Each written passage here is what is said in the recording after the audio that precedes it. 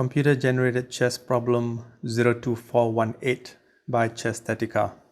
White has 3 minor pieces against black's pawn, a pair of bishops in particular. So clearly white is going to win this game.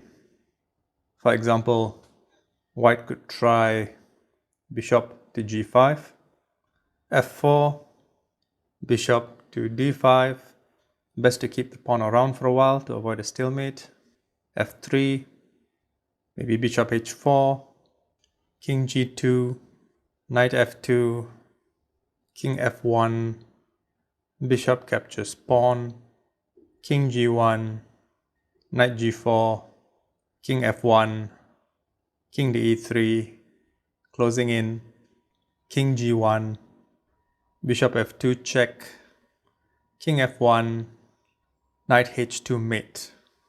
So this is one way, maybe not even the most efficient way, but an example of how mate can be forced. But the challenge here is to find the best way to proceed. Did you find it? You might be surprised at this one. Take a look. So as you can see from the engine analysis, there are longer mates, 7, 8, 9 moves like that.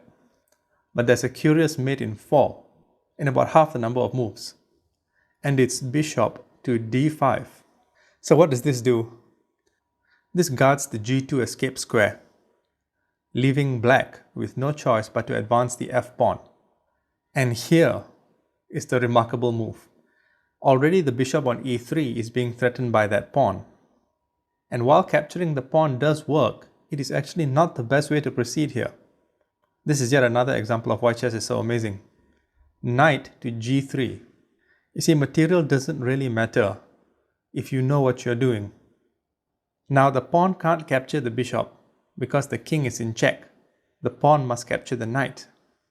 And now the bishop moves pretty much anywhere along this diagonal, a waiting move, let's say bishop to c6, so that black can play g2, and this allows bishop to b5 mate. Notice how the pawn on g2 blocks the king's escape square. A forced mate in 4 moves. Now if here, instead of let's say bishop to c6 or even bishop to b7, let's say white had played bishop to a8, this would actually be a draw, because after g2, unless white allows the promotion, for example bishop back to b7, black promotes, and this is a drawn game. And if bishop captures pawn, king captures bishop, a king and lone bishop is not enough to force mate. Even bishop to h1 would be a draw after g2. So it's important that white move the light squared bishop along the diagonal, but only a set number of squares. Even bishop to f3 would work, because after g2, bishop to e2 mate.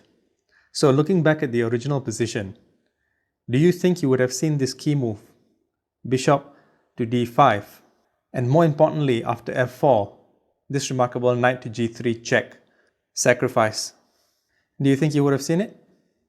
If so, you're probably a better player than you think. Until the next one.